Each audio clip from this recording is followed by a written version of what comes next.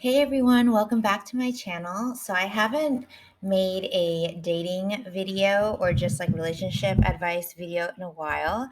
So I thought I'd hop on and just make this quick video because I felt a little inspired by obviously my friends and just my experience in general. And if I could give myself a advice from my past self, this is what I would say.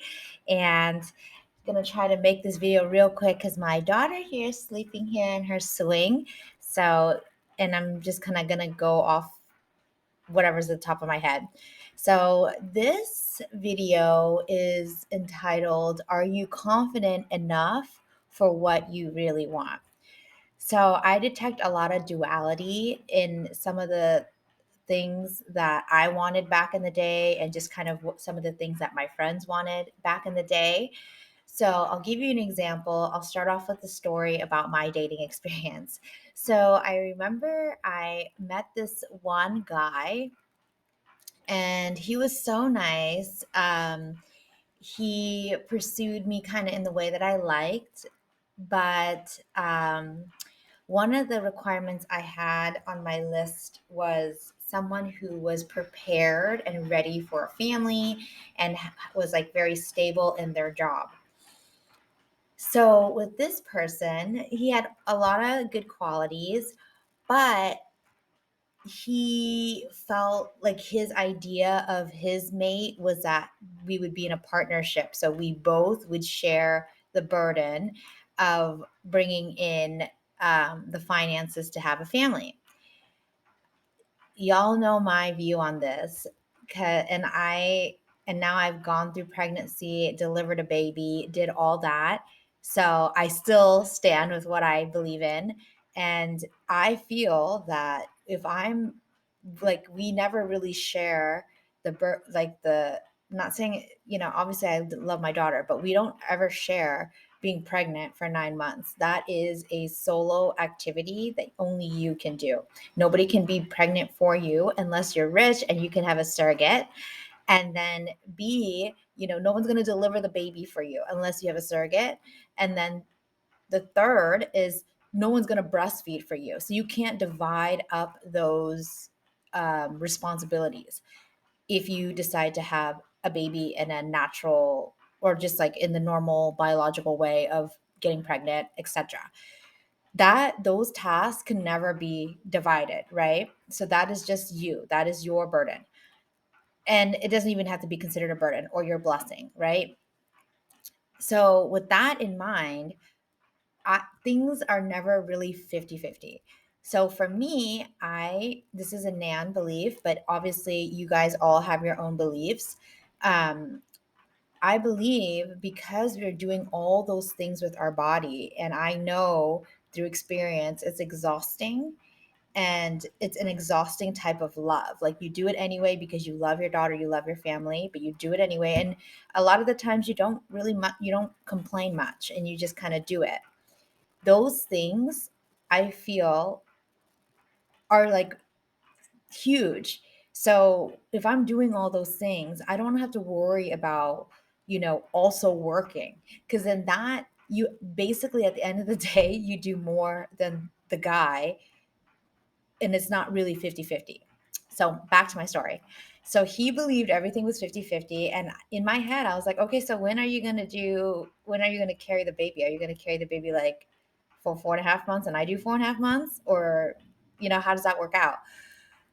I liked him. So I found myself kind of making excuses for him and like, saying, oh, Me Too movement, oh, 50-50, feminist movement, all this stuff to justify his commentary. But in reality, I was kind of like, I don't like that. But I wanted to have a family and I was getting older. So I was like, forget it. I'm just going to go with it. So I accepted that. But then what I found myself doing was like, I literally made a Google sheet and an action plan for him and me, how much each person was going to make, how much he needed to make when I was on maternity leave, all this stuff. And I showed it to him and I'm like, hey, you actually need to ask for a raise because he was making very little. And for I live in the Bay Area, and he was making very little to have a family.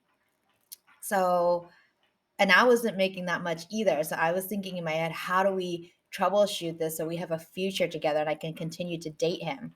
So I found myself like making a plan for him and me, but especially him, which is like totally wrong of me to do to him. And I almost feel sorry for him that I did that. But I made a plan for him of how he can be a better person for the future.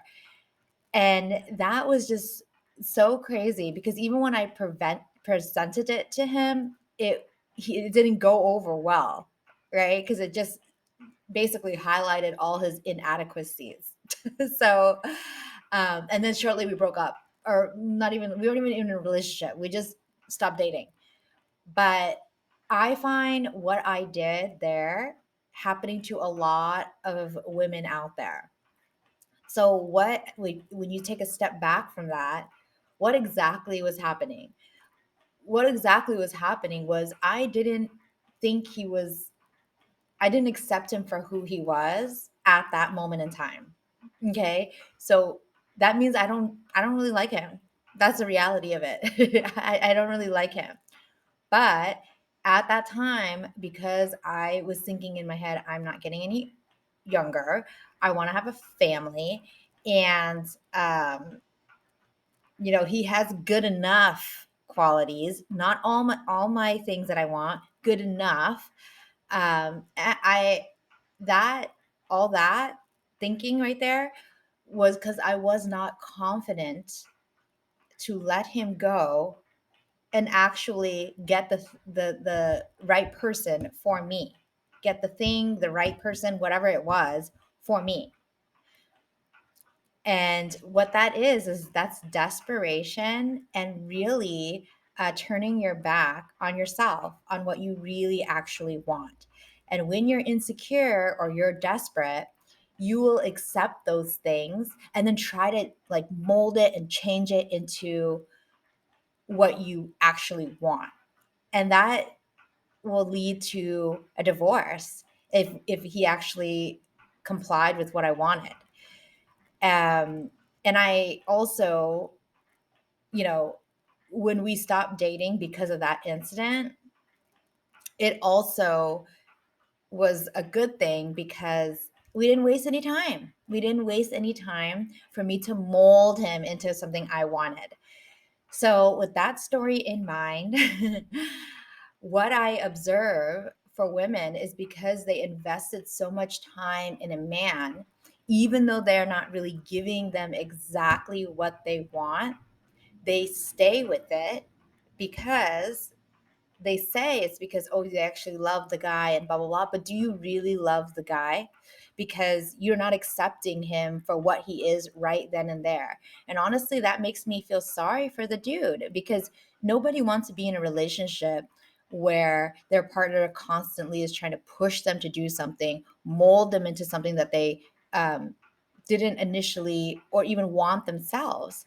So my advice to you is, if you find yourself pressuring, pushing, asking them to go to therapy, um, over discussing, uh, like all those things, that's probably not the right guy for you. Okay. Cut your losses and move on and work on your confidence. One of the things that I also see people make excuses. So, say, pretend you want all these things in a man, and they're lacking in some of the stuff that you have as a wish. Because they're lacking in some of the things that you have as a wish, you may highlight the things that they actually have. So, say, pretend you want a guy who's financially stable, emotionally available. I should make another video about what emotionally available means. I'll just put an asterisk there and say in parentheses, you basically want them to be a girl. But I will go back to the original thing.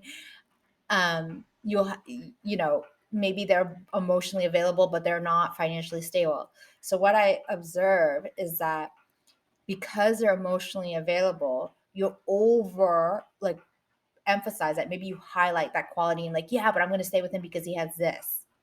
But at the same time, you let go and you betrayed yourself by letting the thing that you also wanted go. But you, and I almost see kind of like they make an excuse, but because he's emotionally available, I'm going to stay and I'll figure out how to do the other stuff. That tells me that you're not confident enough in yourself to believe that you can get all the qualities in your perfect mate. So you're settling for this person.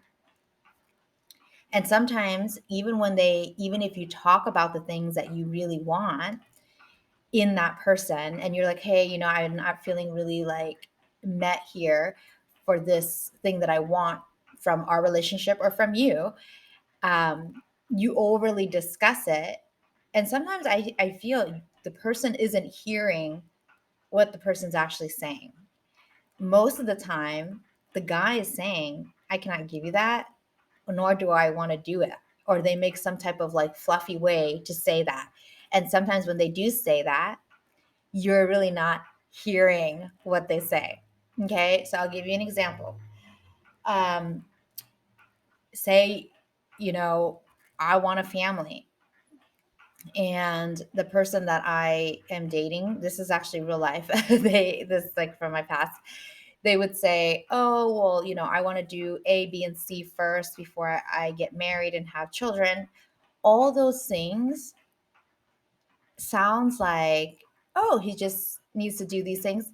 But the reality is, and the truth hurts, and I was too stupid back then. I think people did tell me that, and I just so stupid. But the reality is, if he really loves you and cares about you, and is so smitten about you, he will never wait to do the things that you want.